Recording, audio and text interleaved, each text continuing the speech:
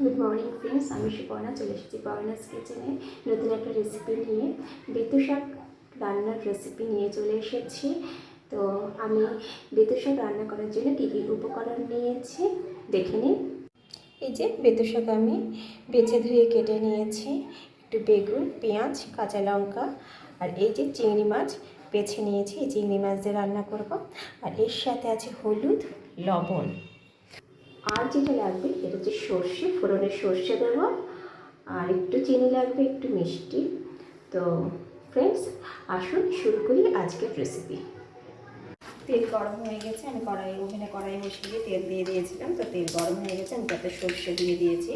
সর্ষে ফুটে উঠেছে। এবার আমি একে একে লঙ্কা, পেঁয়াজ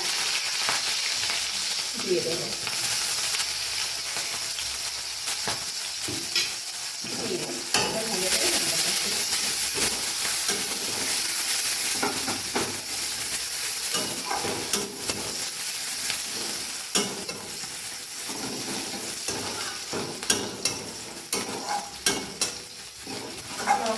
ভাজার সাথে সাথে আমি চিংড়ি মাছটা দিয়ে দেবো। এর সাথে চিংড়ি মাছটা ভাজা হয়ে যাবে।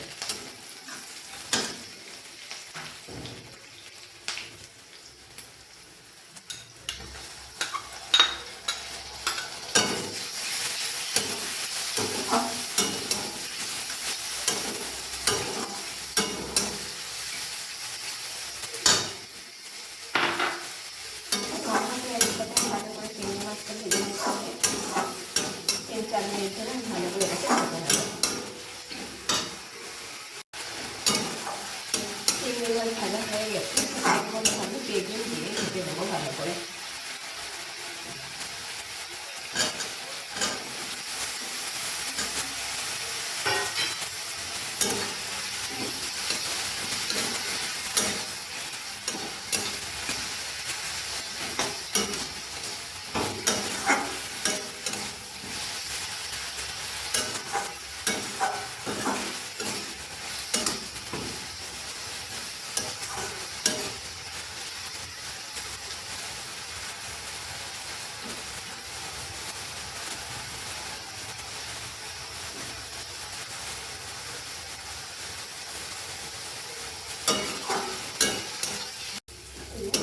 আমি ভালো করে বেগুনটা ভেজে নিয়েছি, বেগুন ভাজা হয়ে গেছে।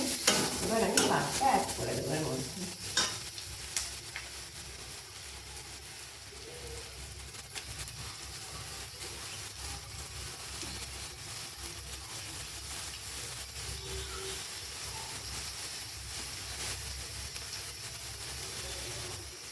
একটু জল দিয়ে দেবো।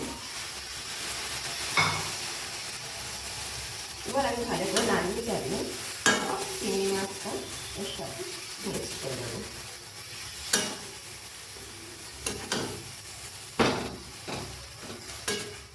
মধ্যে আমি একটু লবণ, হলুদ দিয়ে দেবো। পরিমাণ মতো লবণ,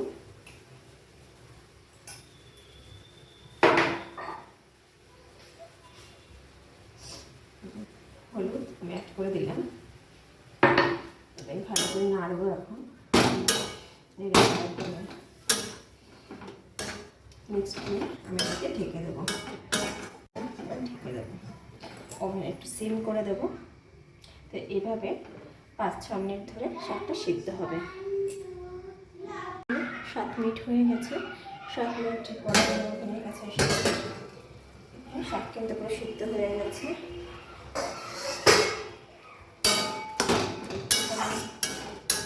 জল হয়ে গেছে, জলটা আমি টানিয়ে নেব। এখন আমি এর মধ্যে একটু চিনি অ্যাড করবো, মিষ্টি দিয়ে দেবো। এই যে সামান্য পরিমাণে একটু আমাদের শাকে চিনি দিয়ে দিলাম।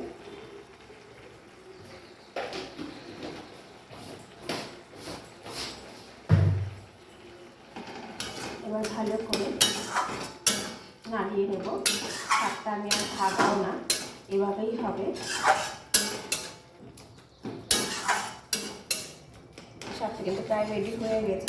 এই যে ঝোলটা আছে, জলটা আছে, এটা টেনে গেলে এই শাকগুলো রেডি হয়ে যাবে। শাক একদমই রেডি। রেডি। তো এবার আমি ওভেনটা অফ করে শাকটাকে একটা বলে নামিয়ে নেব।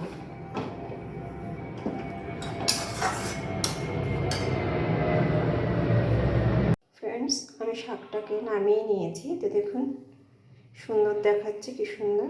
তো খেতেও কিন্তু সুন্দর লাগবে।